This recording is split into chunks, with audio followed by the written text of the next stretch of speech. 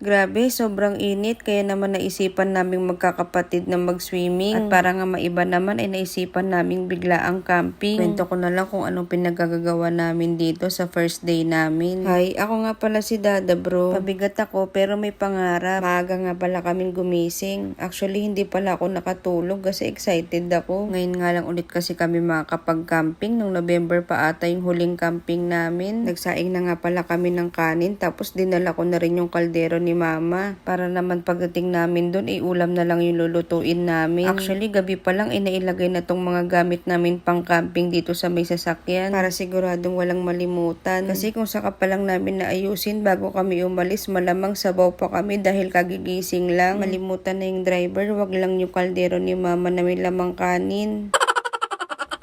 Alas 3 ng madaling araw nga kami umalis. Kahit na alas 8 pa ng umaga yung check-in dun sa may campsite. Pero okay lang magantay sa labas ng campsite kaysa naman matraffic kami. Basta paggalaan talaga ang aga umalis pero kapag kami pasok sa office, tinatamad pang gumising. 6:30 AM na nga kami dumating sa may campsite kasi nag-food trip pa kami sa may McDo. Sabi ko nga, iidlip na lang muna kami dito sa labas habang inaantay na mag-open yung campsite. Pero hindi namin ini-expect. Pinapasok kami kahit sobrang aga pa. Sobrang bait talaga and accommodating ng owner and staffs dito. Actually, nanggaling na kami ni Ninang Thea dito nung November. Ang masasabi ko ay sobrang na-enjoy talaga namin ni Ninang Thea dito and sobrang relaxing nung lugar. Kaya naman dinala ko na dito yung pamilya ko. Una nga namin ginawa ay nagpark muna kami nung kapatid ko. Pinagluto nga pala kami at pinagbaon ng hipag ko ng almusal namin sa campsite. Para kakain na lang kami bago kami mag-set up ng tent kahit nakakakain lang namin ng McDo.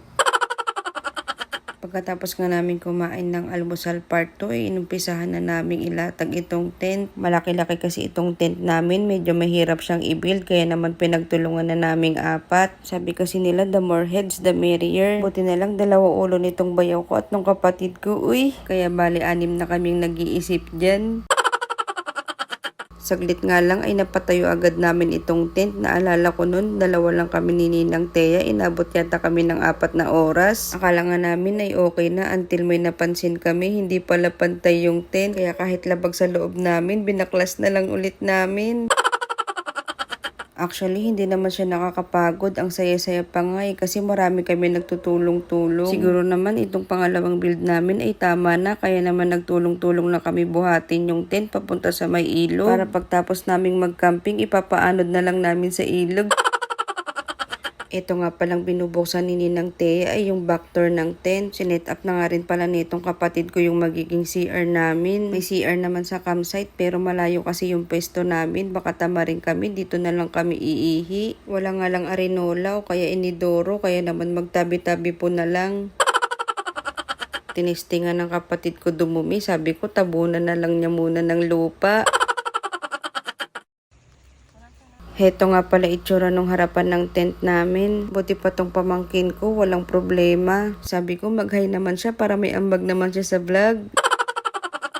Pagkatapos nga naming i-set up yung mga tent at mailabas yung mga gamit ay nagpahinga muna kami saglit. By the way, mainit nga pala pero sobrang lakas naman ng hangin. Nauna na nga nag-swimming itong si Sab. Sabi nga ng mama at papa niya ay mamaya na lang daw dahil mainit pa. Kaso nagpumilit siya, baka daw kasi lumipat yung ilog kapag pinalampas niya pa.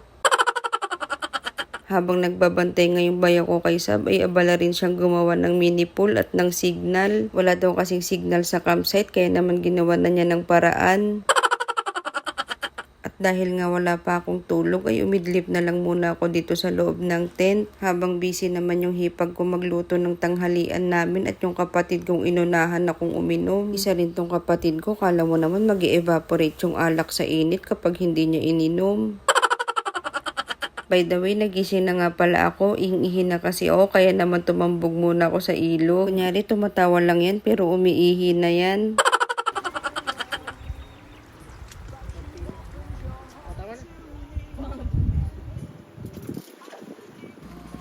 By the way, ang ulam nga pala namin ngayong tanghalian ay ginataang tulingan. Habang nagluluto nga yung hipag ko ng tanghalian, si Thea naman inumpisahan ng hiwain yung gagamitin mamaya sa pagmamarinid ng barbecue. Sabi ko nga ay mamaya niya na ituloy yan, kain na muna kami ng tanghalian. Pagkatapos nga naming mananghalian, itong pamangking ko parang nauuhaw. Uhaw na uhaw maligo sa ilog.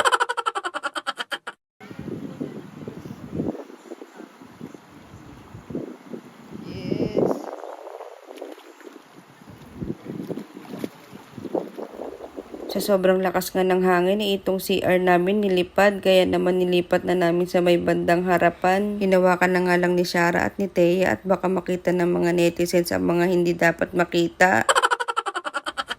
Habang inaasikaso nga ni Thea mamaya yung iihawing barbecue, ay abala naman kami ni Wen na ayusin yung mga pailaw dahil paggabi na. Nung may naituhog na nga, inumpisahan na naming mag-ihaw. Babalaw ka na rin ba, be? Dalawa na kayo? Siyempre, masarap mag-ihaw lalo na kapag may katabi kang tubig na lasang mojito.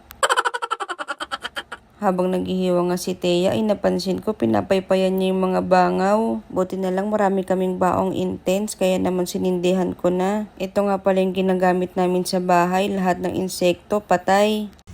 Habang nagluluto nga si Ninang Thea, busy naman mag-ayos ng higaan itong si Sab. Asan ba si Sab? Di ko na makita. Sab? Asan ka? Asan ka, Sab? Habang kami nga ay nag-iihaw, si Thea naman nagluluto ng sizzling hotdog. Sa bandang gilid naman ni Thea ay makikita itong dalawang babaeng ito na nag-aayos ng kama. Nililinis at pinapagpag nga nila yung loob ng tent kasi hindi maiwasang may pumasok na alikabok. At dahil sawa na nga kami sa fritong hotdog, nagluto naman si Ninang Thea ng sizzling hotdog. Para maiba naman. Ang sarap na nga ng tagay ko dito, tapos tinawag ako ni Ninang Thea, tulungan ko daw siya i-flip yung mga hotdog. Sino yung nakalaglag si Ate Lot? Mag-ano ka na? Hindi nalaglag niya yung kanin.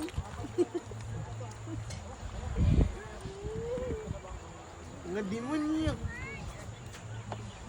Gusto ko na banda. Ha? Ano ka na dun? I-flip? Sige na bahala dun. Mamaya ate, isasara natin to. Ha? Oo. Paano gamit? May nalaglag na isa. May nangihingi lang.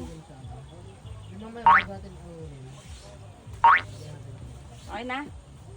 Taray! O, luto na yan.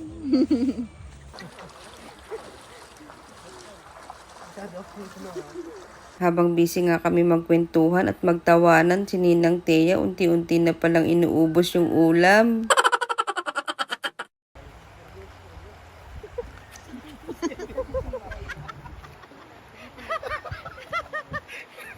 Bumaba nga pala ako ng ilog para videohan itong tent namin kaya nagpabuhat ako sa kapatid ko kasi malayo yung babaan ng ilog.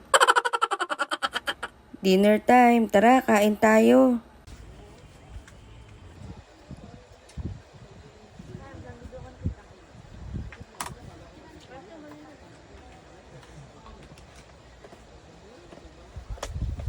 Dito ka ba yun? Ilang kanin? Dami.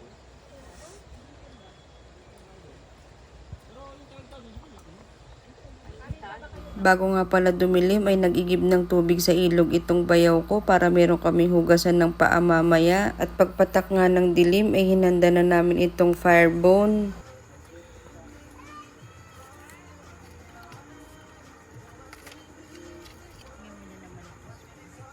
Dapat nga ito torch namin yung mga kahoy kaso yung torch namin naputol nung naikabit na sa butane. Kinabahan pa nga kami, buti hindi kami nagpanik kasi naiwan yung ipin ng torch dun sa mismong butane. Wala pa naman kami experience magsindi ng firebone kasi usually pag nagka-camping kami yung mga stops yung nagsisindi. Magandang experience na rin kasi natutunan naming magpaapoy ng firebone nang hindi gumagamit ng torch.